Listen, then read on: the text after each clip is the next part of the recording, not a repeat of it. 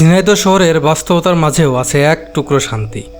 একটি জায়গা যেখানে ইতিহাস আর প্রকৃতি মিলেমিশে তৈরি হয়েছে অন্যরকম সৌন্দর্য। আর এটাই হলো ঢোল সমুদ্র পুকুর।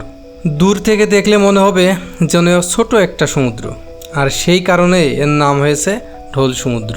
শত বছরের ইতিহাস বহন করে দাঁড়িয়ে আছে এই বিশাল দিঘি। লোককথা ও স্থানীয় ইতিহাস অনুযায়ী এই দিঘিটি খনন করেছিলেন রাজা মুকুট রায়। তখনকার সময়ে মানুষের পানির প্রয়োজন মেটানো এবং এলাকার উন্নয়নের জন্যই তৈরি করেছিল এই বিশাল জলধার।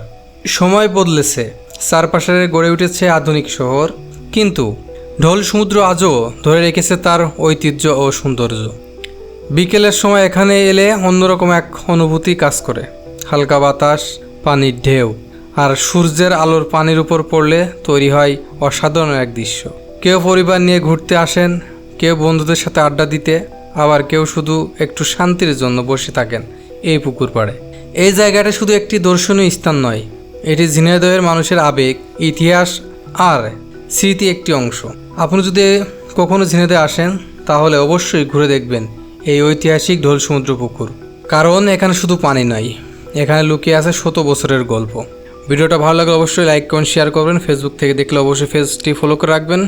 ইউটিউব থেকে দেখলে অবশ্যই চ্যানেলটি সাবস্ক্রাইব করে রেখে পাশে থাকা বেল আইকন বাটনটি ক্লিক করে রাখবেন। এতে করে সবার আগে আপনার কাছে ভিডিও আপলোড করার সাথে আপনার কাছে নোটিফিকেশন পৌঁছে যাবে। তো ধন্যবাদ সবাইকে। আজ এ পর্যন্ত, দেখা হবে অন্য কোনো জায়গায় অন্য কোনো ভিডিও নিয়ে। এবং কে কোন জেলা থেকে দেখতেছেন অবশ্যই কমেন্টে লিখে যাবেন। এতে করে আমরা আপনার জেলায় গেলে আপনাকে নিয়ে আপনার জেলাটি ঘুরে দেখব, আর সম্পূর্ণ খরচ থাকবে আমাদের। আসসালামু আলাইকুম।